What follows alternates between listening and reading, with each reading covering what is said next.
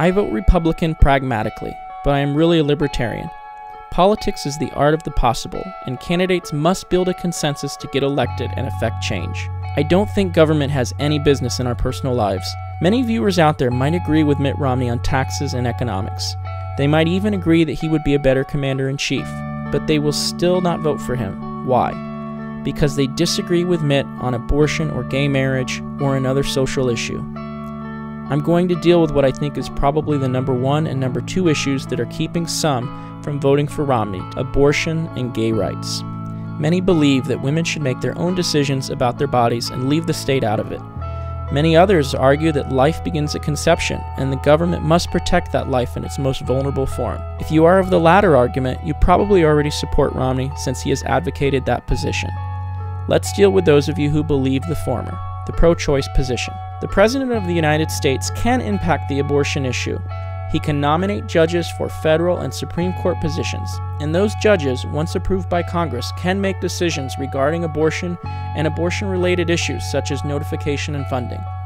The law of the land is based on the 1973 Supreme Court decision in Roe v. Wade, which basically forces the states to allow abortion on demand before viability of the fetus is reached. Since that ruling, we have had 4 Republican presidents, all of whom were pro-life. Despite that, Roe v. Wade stands as law of the land, and in fact, many judges that were nominated by those presidents were pro-choice. If Romney were elected, and if he were able to nominate 2 or 3 more anti-Roe v. Wade justices, there is a possibility the decision could be overturned. What would happen? Abortion would not be illegal. It wasn't illegal before the ruling in 1973. About 20 states had laws banning abortions under some condition, meaning 30 allowed for abortion on demand.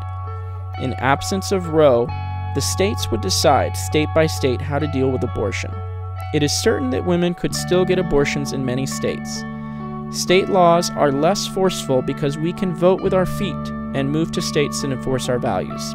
Mitt Romney ran on a platform as governor of Massachusetts that he would not interfere with abortion rights.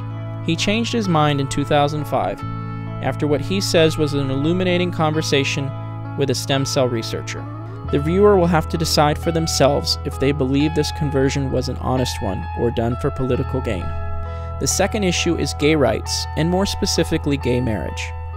Romney has been consistent on gay marriage. He opposes it. Romney to a gay Republican group in 1994 while running for the Senate against Ted Kennedy. I am more convinced than ever before that as we seek to establish full equality for America's gay and lesbian citizens, I will provide more effective leadership than my opponent.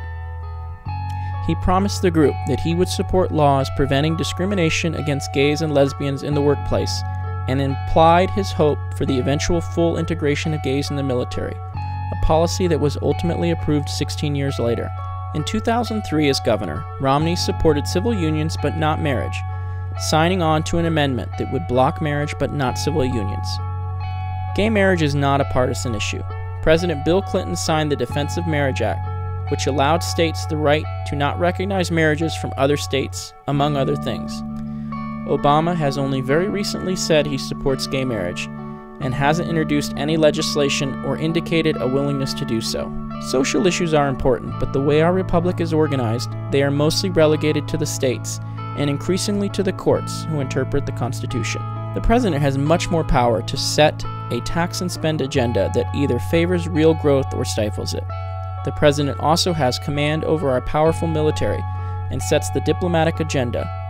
These issues are of far greater importance and much more likely to be shaped by the president.